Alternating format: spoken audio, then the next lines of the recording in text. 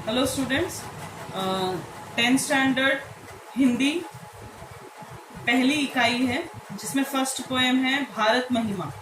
भारत महिमा ये एक बहुत ही सुंदर कविता है जिसे जयशंकर प्रसाद जी ने लिखा हुआ है। बहुत ही महाकवि रहे हैं ये। इन्होंने बहुत अच्छे अच्छे नाटक, उपन्यास सारा कुछ लिखा हुआ है और बहुत ही सुंदर कविता है ये।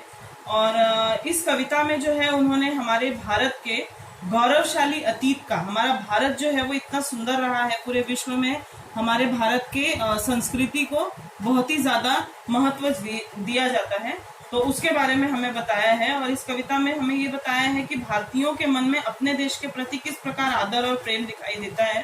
त्याग है, देश के लिए प्रेम है, देश पे अपना सर्वस्व न्यौछावर करने की शक्ति जो भारतीयों के अंदर हमें दिखाई देती है वह बहुत ही वर्णनीय है। तो इस कविता में हमें उन्होंने बहुत कुछ बताया है, हम उसके बारे में पढ़ना शुरू करते हैं। तो पहली पंक्ति है, पहला जो छेद है वो है, हिमालय के आंगन में उसे किरणों का दे उपहार, उषा ने हंस अभिनंदन किया और पहनाया हीरक हार। ये भारत के विषय में है। भारत का गुणगान करते हुए श्री जयशंकर प्रसाद जो हमारे कवि हैं वो ये कह रहे हैं कि हमारा जो हिमालय पर्वत है उसके आंगन में उषा, उषा का अर्थ क्या होता है? सूर्योदय, सुबह का समय। सुबह जो है वो हिमालय पर्वत के आंगन में हंसकर अपनी किरणों का उपहार जो है वो फैला देती है। और इसी तरह वो अभिनंदन करते हुए, हमारे देश का अभिनंदन करते हुए हीरो का हार उसे पहना रही है। हीरो का हार क्या है? हीरो का हार है सूर्योदय में जो सूर्य की जो किरणें जो हमें दिखाई देती हैं वो सोने के रंग की दिखाई देती हैं, बहुत ही सुंदर दिखाई देती हैं, हीरो जैसी दिखाई देती हैं।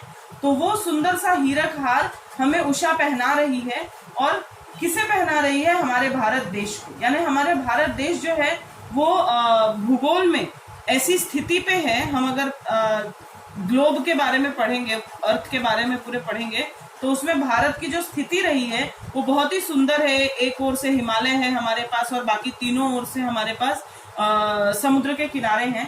तो हिमालय जो है वो हमारा, हम कहते हैं कि हमारा मुकुट है, हमारा मस्तक है देश का। तो उसे हीरो का हार जो है वो उषा रूपी किरणें पहना रही हैं। ऐसा लग रहा है जैसे वो हीरो का हार पहना के हमारे देश का अभिनंदन कर रही हैं।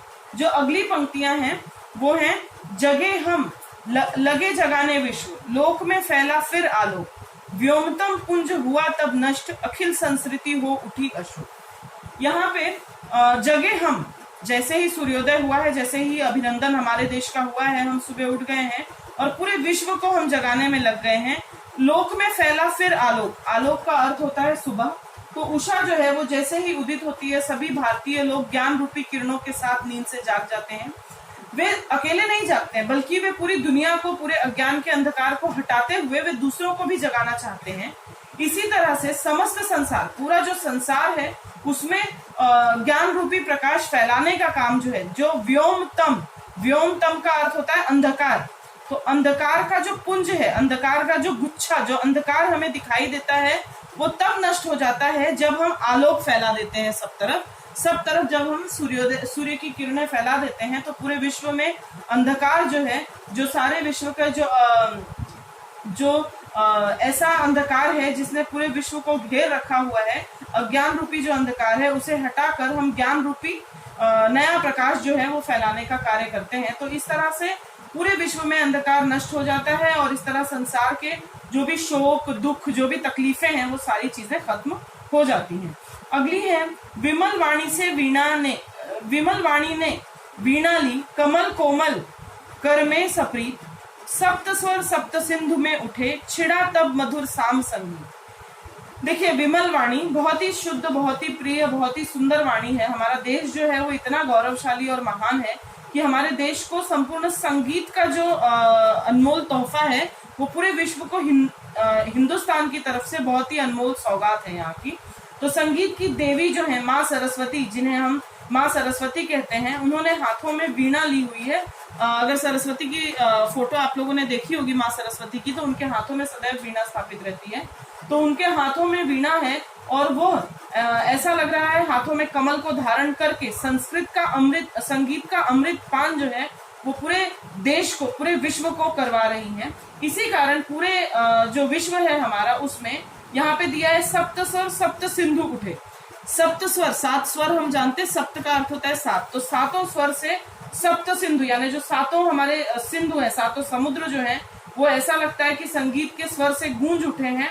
और बहुत ही सुंदर संगीत जो है वो साम संगीत, साम का अर्थ होता है साम वेद, आप लोगों को पता होगा 4 वेद होते हैं, उसमें से साम वेद जो है वो संगीत से जुड़ा हुआ है। तो साम वेद जो है उसने संगीत का आविष्कार संपूर्ण विश्व में कर दिया है, ऐसा हमें प्रतीत होता है।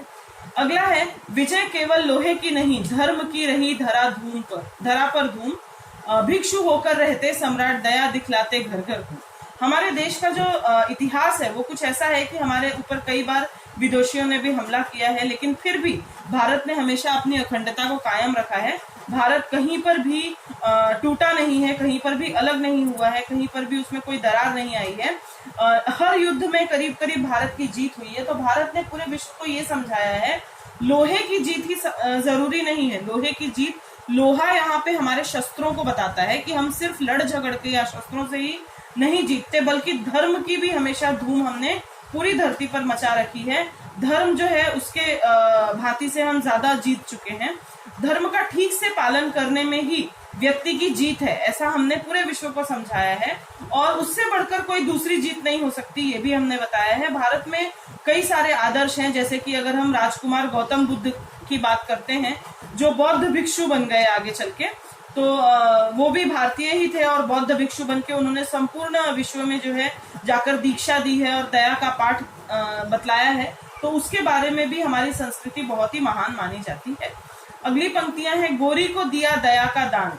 गोरी यदि आप सभी को पता होगा तो यवन लोग थे जिन लोगों ने हमारे ऊपर आक्रमण किया था। भारत ही वो देश है जहाँ पे यवन का शासक था जिसका नाम था सेल्यूकस निकोटर, जिसने भारत में हमारे ऊपर चढ़ाई की थी, आक्रमण किया था। और फिर हमने जो है बिल्कुल भी उसे जीतने नहीं दिया था, उसे पराजित कर दिया था और चंद्रगुप्त ने उसे मौत की सजा भी नहीं दी, यहाँ तक कि उसे पकड़कर भी छोड़ दिया गया, उसे सजा नहीं दी।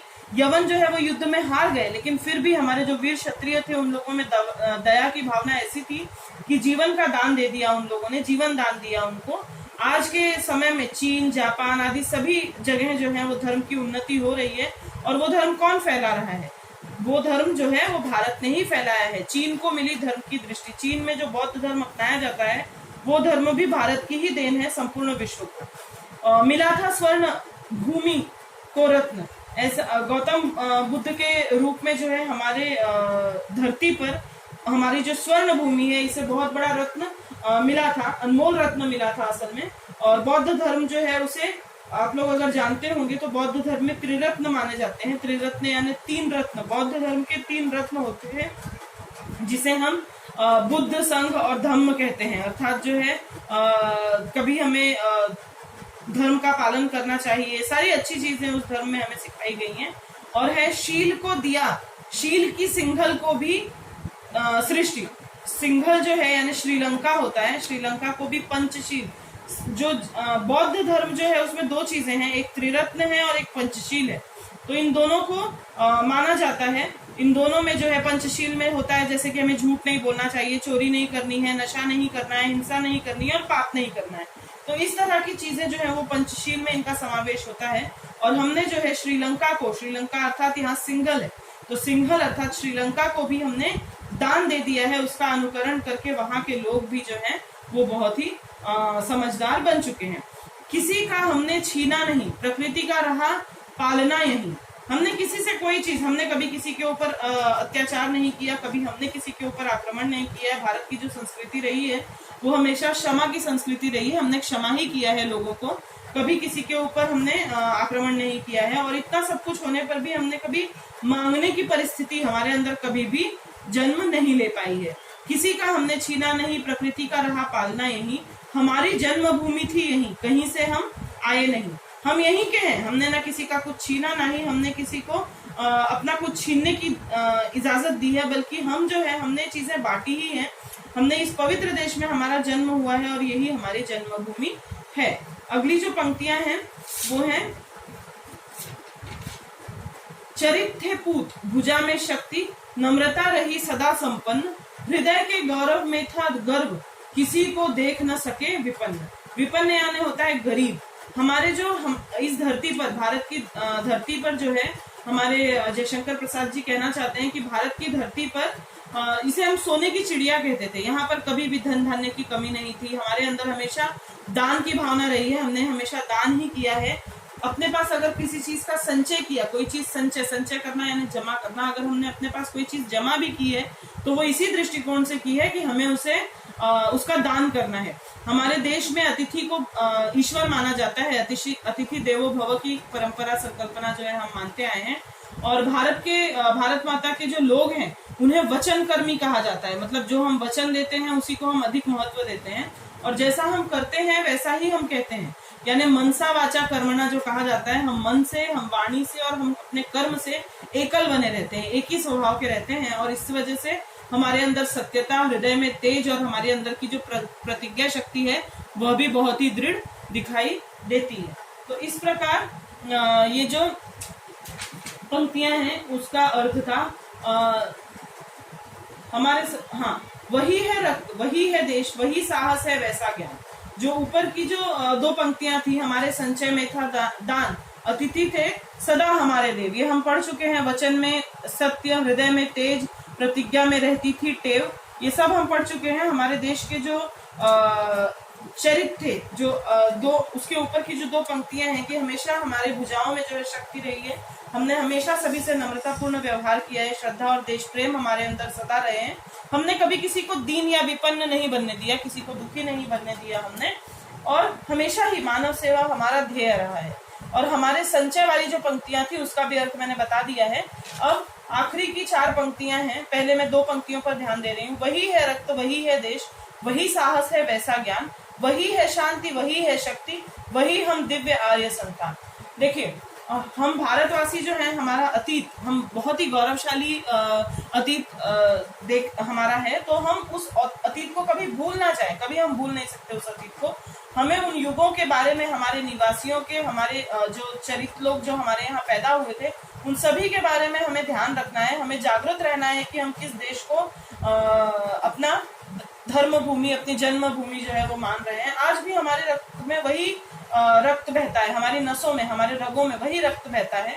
भले समय बदल गया है लेकिन शौर्य और पराक्रम नहीं बदला है। हमारे अंदर आज भी वही साहस है, हम वही शांति प्रिय हैं, वही ज्ञान की विद्या हमारे अंदर विद्यमान है। तो इस तरह से हम आर्य की संतान है। आर्य अगर हम समझे तो पहले के समय में आर्यन, द्रविडियन ये शब्द हम सुनते थे, तो हम वही आर्य की संतान है। और हमारे वर्तमान में भारतीयता को जीवित रखा है हमने हमेशा से, और हमेशा हमारे अंदर सामर्थ्य रहा है, हिम्मत रही है कि हम हमेशा आगे बढ़ते रहेंगे। अंतिम की 2 पंक्तियां हम देखते हैं। जिए तो सदा इसी के लिए, यही अभिमान रहे यह हर्ष, निछावर कर दें हम सर्वस्व, हमारा प्यारा भारतवर्ष। तो हम जो है, हमारा जो सबसे प्रिय है भारतवर्ष, उसके लिए हम कुछ भी करने को तैयार हो सकते हैं। हम भारतवासी हैं, हमारे अंदर की जो गौरव है, हमारे अंदर की जो अस्मिता है, उसे हमें वैसे के वैसे ही बनाए रखना है। अपने देश के लिए सब कुछ करने को हमेशा हमें सदैव तत्पर रहने की जरूरत है। इसी कारण हम प्रगति पथ पर हैं, हम आगे भी बढ़ रहे हैं। हमारे अंदर जो है, हम लोगों में खुशियां बांट रहे हैं, इस बात का हमें अभिमान भी है। हम बहुत ही पवित्र और गौरवशाली भूमि पर पैदा हुए हैं, और इस भूमि के लिए हम अपना सब कुछ न्यौछावर करने के लिए भी हमेशा तत्पर रहेंगे, हमेशा आगे बढ़ेंगे। आखिर ये जो हमारा देश है, ये हमारा भारतवर्ष है, ये हमें बहुत ही प्रिय है, और इसको हमेशा संयुक्त और सौराष्ट्र बनाए रखने के लिए हम सभी अपना सर्वस्व न्यौछावर करने के लिए हमेशा ही तैयार रहेंगे। तो ये एक बहुत ही अच्छी कविता थी जिसका नाम था भारत महिमा, और जो लिखी हुई है श्री जयशंकर प्रसाद के द्वारा। धन्यवाद।